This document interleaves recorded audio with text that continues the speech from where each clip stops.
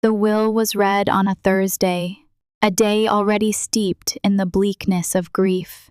Dad was gone, ripped away by a sudden heart attack, leaving a gaping hole in my world. I was numb, a walking shell of the Julia I used to be. And then there was Helen, my stepmother, a woman who had occupied a space beside Dad for 10 years, but whom I never quite understood. Now she sat across the mahogany table from me, her face a mask of carefully constructed sorrow. Her eyes, though, held a glint of something unreadable. "To my dearest Julia," the lawyer intoned, his voice echoing in the oppressive silence of Dad's study. "I leave everything, my home, my business holdings, all my assets to my daughter, Julia Eleanor Hayes." A gasp escaped Helen's lips, almost imperceptible. My own heart hammered in my chest. Everything? Dad had been a successful man. He'd worked tirelessly to build his empire. I knew I was the sole inheritor, but the sheer weight of it was crushing. The lawyer continued, a monotonous drone in the face of my churning thoughts. "I have made provisions for my wife, Helen. She is to be taken care of. However, the primary beneficiary is, without a doubt, Julia." After the formalities, the lawyer excused himself. The silence in the room thickened, broken only by the frantic beat of my pulse. I looked at Helen, searching for a flicker of understanding, a shared grief. "He left it all to you," she said, her voice tight, almost brittle. "Dad wanted to make sure I was secure," I managed, the words feeling hollow. "Secure?" Helen's laughter was sharp, devoid of warmth. "He left me with..." "What? Scraps? Helen? He provided for you?" I protested weakly. "He made sure you were taken care of." "Taken care of?" she repeated, rising to her feet, her eyes blazing. "I gave him the best years of my life.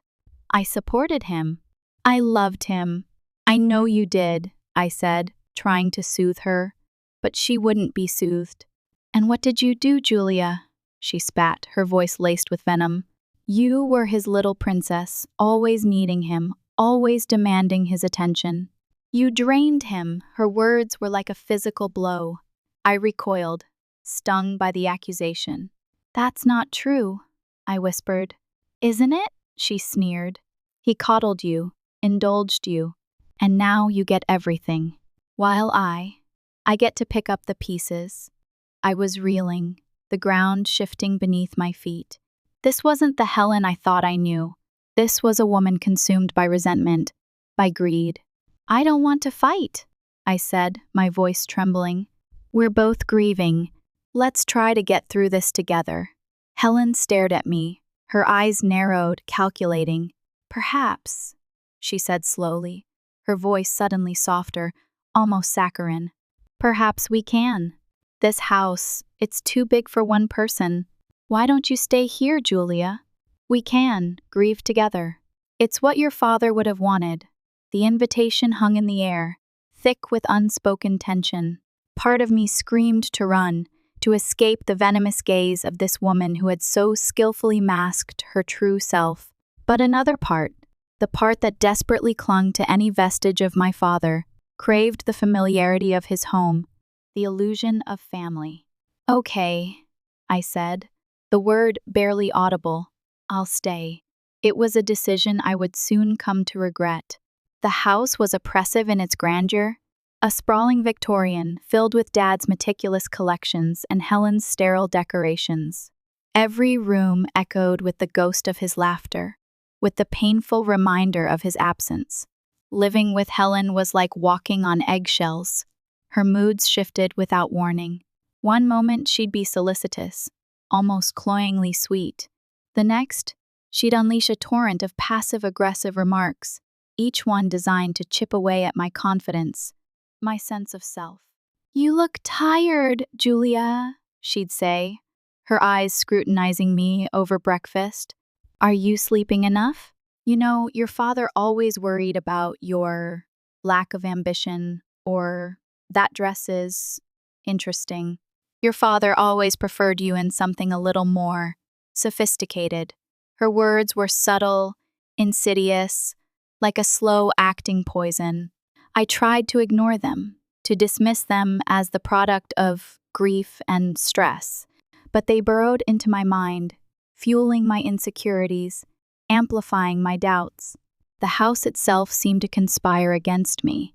Things went missing: my favorite sweater, a framed photo of Mom and me, a book Dad had given me for my birthday. I'd find them later, discarded, broken, or inexplicably moved. The thermostat was always set to a frigid temperature, despite my constant complaints. Food I'd bought would mysteriously spoil. Small, petty acts of sabotage that chipped away at my sanity. Then there were the phone calls. Late at night, I'd hear Helen's muffled voice drifting from her bedroom, a low, urgent murmur that sent shivers down my spine. I couldn't make out the words, but the tone was enough to unsettle me. One evening, I overheard her saying, "Point, it has to be done soon.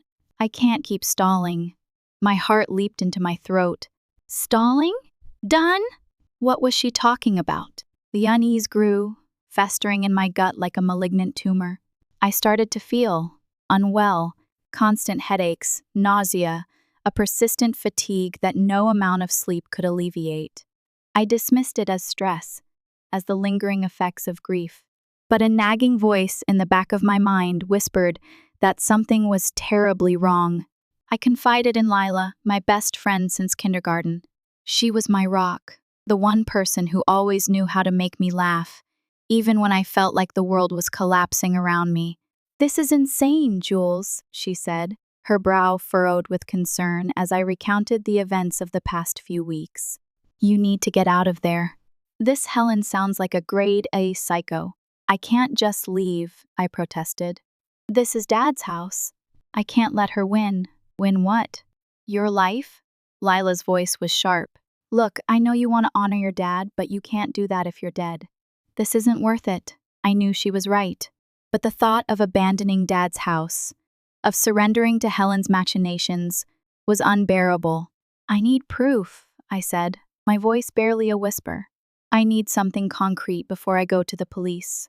Lila sighed. "Okay," she said, "but be careful, Jules. This woman is dangerous." The next day, while Helen was out running errands, I did something I never thought I was capable of. I snooped. I went into Helen's room, my heart pounding in my chest, and started to search for answers. Her room was meticulously organized, almost obsessively so. Everything was in its place, devoid of any personal touches. It felt cold, sterile, like a hotel room rather than a lived-in space.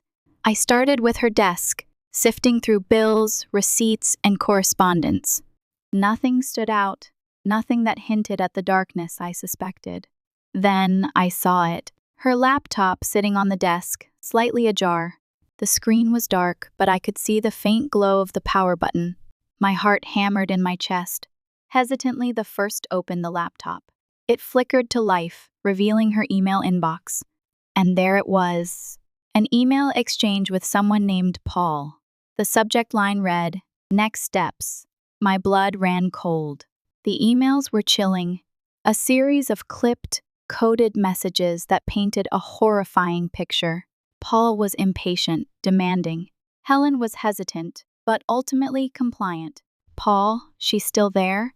I thought you'd have taken care of this by now." "Helen, these things take time, Paul. I can't just make her disappear." "Paul, time is running out. The lawyer is getting suspicious. The will needs to be contested, and quickly. And she needs to be out of the way." "Helen, I'm working on it. She's been feeling unwell lately. A little something in her tea. Paul, don't be sloppy. I want this done right. No loose ends." "Helen, I understand. I won't fail you." I stared at the screen, my mind reeling. It was all there, laid bare in the cold, stark language of their conspiracy. Helen was poisoning me, slowly, deliberately trying to kill me for my inheritance. A wave of nausea washed over me. I slammed the laptop shut, my hands trembling. I had to get out of there. But where could I go? I couldn't trust anyone, not even the police. Not yet. I needed more proof. something undeniable. I stumbled back to my room, locking the door behind me. I felt like I was trapped in a nightmare, a suffocating web of deceit and betrayal. As I sat on my bed, trying to formulate a plan, I noticed something on my nightstand. A glass of water. Helen had brought it to me earlier, insisting that I drink it. "You look so pale, Julia," she'd said, her voice dripping with concern. "You need to stay hydrated." I stared at the glass, my stomach churning. Was it possible? Had she already started? Without thinking, I grabbed the glass and hurled it against the wall. It shattered into a million pieces, the water splattering across the carpet. Rage coursed through me, a burning, primal fury that eclipsed my fear. I wouldn't be a victim. I wouldn't let Helen and Paul win. I was going to fight back. The next few days were an exercise in self-control. I had to act normal, to pretend that I knew nothing, while secretly gathering evidence and formulating a plan. It was excruciating. Every smile from Helen felt like a knife twisting in my gut. Every cup of tea she offered felt like a loaded weapon. I started documenting everything, every conversation, every suspicious act, every instance of feeling unwell. I took pictures, made notes, and meticulously recorded my observations. I also confided in Lila, telling her everything I had discovered. She was horrified but steadfast in her support. "Okay, Jules," she said, "here's what we're going to do. We need to get this on tape. We need to catch her in the act." Lila suggested installing a hidden camera in the kitchen, the one place where Helen seemed to feel most comfortable, most in control. It was a risky move, but it was the only way to get the irrefutable proof I needed. The next day, Lila managed to procure a tiny, inconspicuous camera. It was disguised as a spice jar, complete with a fake label. Installing it was nerve-wracking. I had to wait until Helen was out of the house, then sneak into the kitchen and carefully position the camera in a spot where it would have a clear view of the counter and the stove. My hands trembled as I screwed the jar into place, my heart pounding in my chest. If Helen discovered it, I was dead. But I had to do it. I had to expose her, to bring her to justice. The next few days were agonizing. I went about my usual routine, forcing myself to eat the food Helen prepared, to drink the tea she offered, all the while knowing that I was ingesting poison. I felt weaker every day, my headaches intensified, and my nausea became almost unbearable. But I couldn't give up. I had to keep going. Then, one evening, I checked the camera. And there it was, Helen standing at the kitchen counter, her face contorted in a grimace of concentration. She was holding a small vial, carefully measuring out a white powder and adding it to a container of sugar. My blood ran cold. It was happening. She was poisoning me, right before my eyes.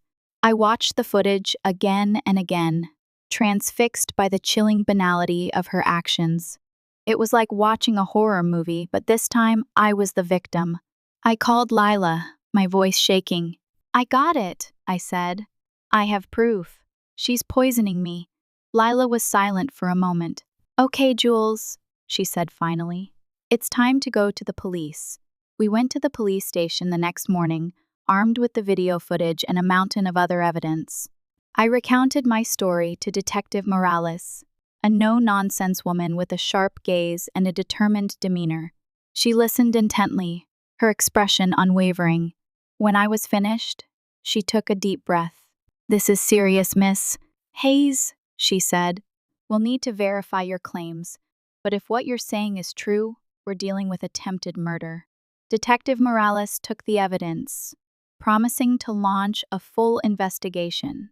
She advised me to stay away from Helen, to avoid any contact with her until they had completed their investigation. I was relieved, but also terrified. I knew that Helen wouldn't take this lying down. She was resourceful, cunning, and desperate. I went to Lila's, seeking refuge in her familiar surroundings.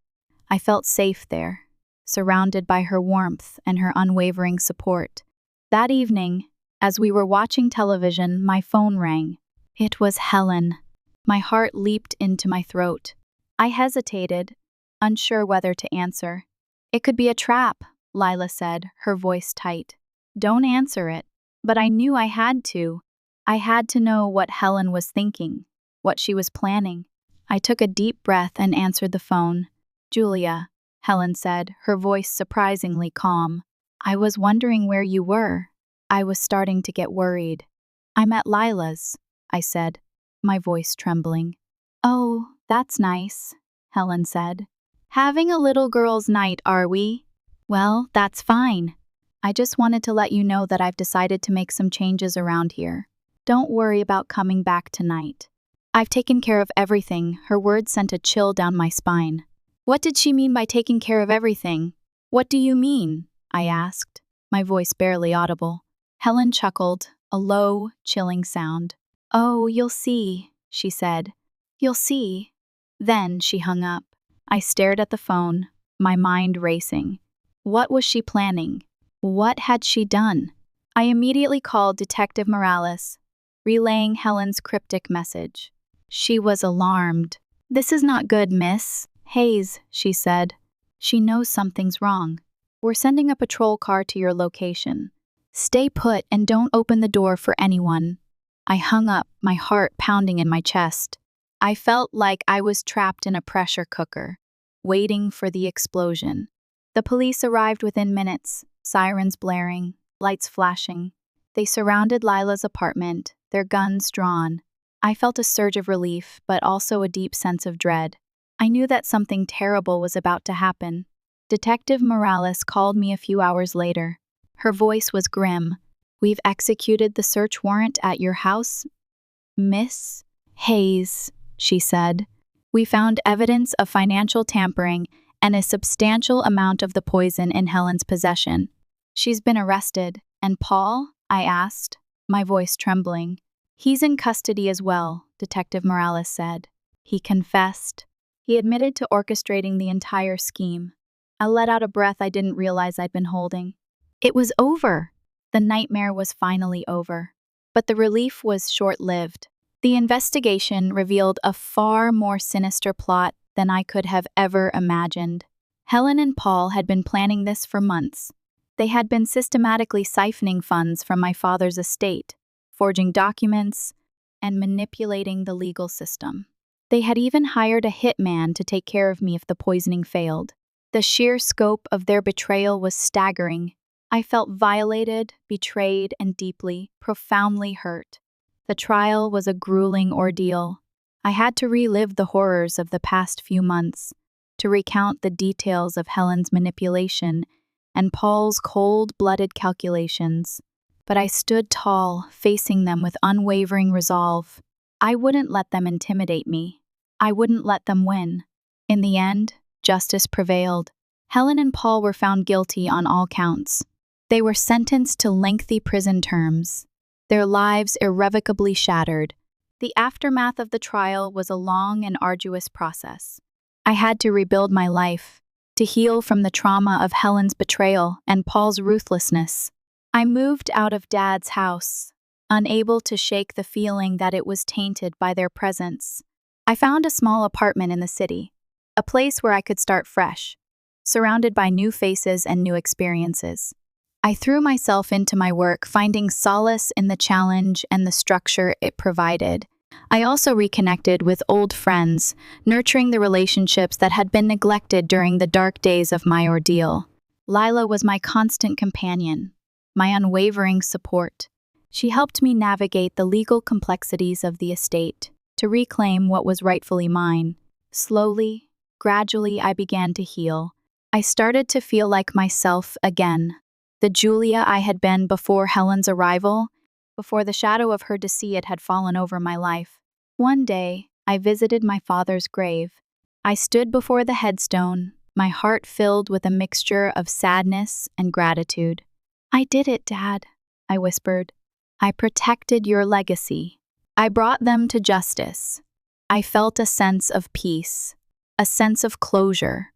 I knew that I would never forget what had happened, but I wouldn't let it define me. I was a survivor. I was strong, resilient, and determined to live a life worthy of my father's memory. As I walked away from the grave, the sun broke through the clouds, casting a warm glow over the cemetery. It felt like a sign, a promise of a new beginning.